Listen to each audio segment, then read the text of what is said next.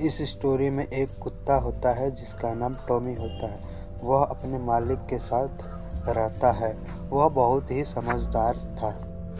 वह इतना समझदार था कि अगर मालिक जो भी बातें कहता था वह उसको ध्यान से सुनता था और समझता था और फिर काम करता था उसमें। वह मालिक के साथ उसके आलीशान घर में रहता था, जो उसके साथ बैठता, सोता और एक्सरसाइज भी करता था। मालिक के न रहने पर वह घर की रखवाली किया करता था। मालिक के आने के बाद वह मालिक को बैठने और खाने के लिए भी इशारों में बोलता था। मालिक समझता था कि मेरा कुत्ता आखिरकार बहुत समझदार है, क्योंकि वह बचपन से उसके साथ रहता है। एक दिन मालिक सोच रहा था, मेरा इस दुनिया में टॉमी के अलावा कोई नहीं है, क्योंकि मैंने बचपन बिना माँ बाप के जिया है, जिसमें एक टॉमी ही था जो मेरे परिवार की तरह मेरे साथ रहता है। वह मालिक के साथ खाना खाता है और मालिक नहीं रहता है तब वह खाना नहीं खाता है और मालिक के साथ देर रात तक बातें करके वह सो जाता है। एक दिन उसके मालिक का फैक्ट्री में किसी कारण से आग लग जाता है, जिससे उसका कंपनी का आग धीरे धीरे बढ़ते हुए पूरा फैल जाता है।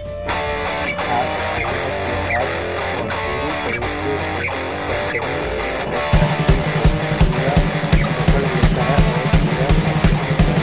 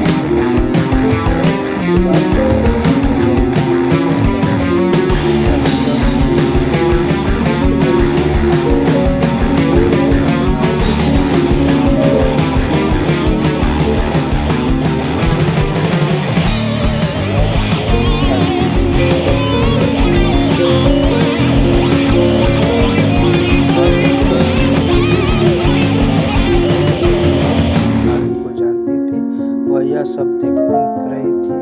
इसलिए वह उसके मालिक से मिलती है और कहती है कि क्या हम लोग एक साथ काम कर सकते हैं। मैंने आपकी कंपनी में जॉब के लिए इंटरव्यू दिया था, लेकिन अब वह कंपनी नहीं रही, इसलिए मैं एक कंपनी में काम करती हूँ। क्या आप हमारे साथ काम कर सकते हैं? और वे दोनों लोग साथ में काम करने के लिए चले जाते हैं। उनको जॉब मिल जाता है। अब वे लोग एक साथ एक ही ऑफिस में मीटिंग के लिए कुछ बातें कर रहे होते हैं और धीरे धीरे उनके काम से कंपनी आगे बढ़ रही होती है, जिसके पैसे से उन्होंने खुद के लिए एक और कंपनी खोल ली, जिसमें फैक्ट्रियों के प्लांट थे और काम के लिए नए नए वर्कर रखे जा रहे थे। अब उसकी कंपनी अच्छी खासी कमाई कर रही थी, जिसमें वह लड़का पैसा कमाने के बाद एक घर लेता है और लड़की उसके कुत्ते को उसके अधिकारी से छुड़ाकर लेकर आती है और उसको सरप्राइज देने के लिए उसके पीछे रख देती है। वह देखता है और बहुत ही खुश हो जाता है और उसको गले लगा लेता है, क्योंकि वह बहुत दिनों से उसके बिना अकेला रहता था और कुत्ता भी देखकर बहुत खुश रहता है। अब यह तीनों लोग साथ रहते हैं और रात का खाना साथ में खाते हैं। और खाना खाने के बाद वे लोग अपने में बातें करते हैं और तीनों बहुत ही खुश थे। अब उनका एक परिवार हो जाता है रहने के लिए। अब वे तीनों एक साथ एक ही घर में रहते हैं और इस पे स्टोरी समाप्त हो जाती है।